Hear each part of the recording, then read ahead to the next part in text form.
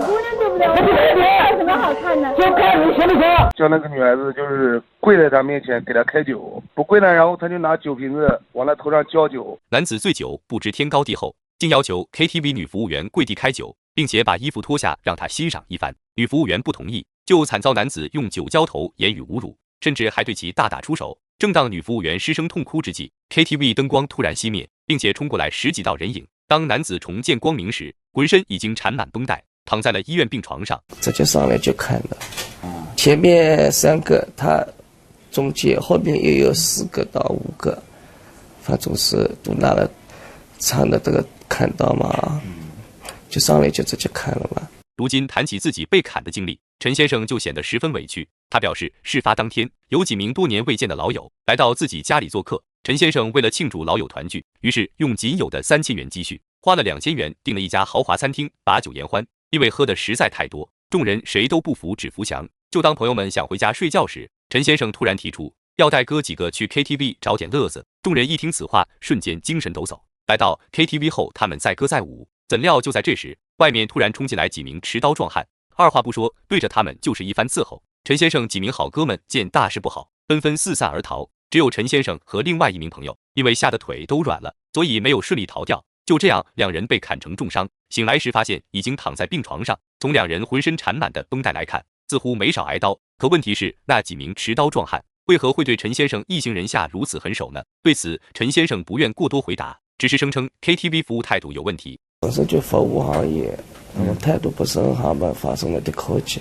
在陈先生看来，不管怎样都不能动刀子，这帮人的行为简直形同黑社会。他希望媒体能帮助自己除暴安良，让这帮人付出惨痛代价。随即调解员便联系上了 KTV 经理，然而对方却表示陈先生刻意隐瞒了他当时在 KTV 的所作所为，不过他可以提供一条关于陈先生的视频。而视频一经播放，现场众人火冒三丈，直言陈先生被砍纯属活该。这又是怎么回事呢？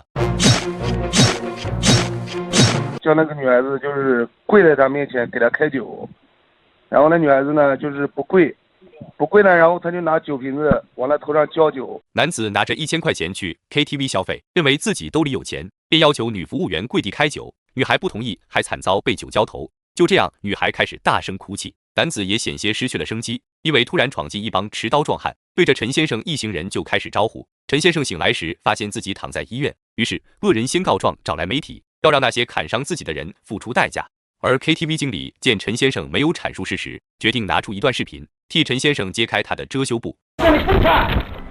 跪下！你要看小姑娘对不对？我觉得有什么好看的？就看你行不行？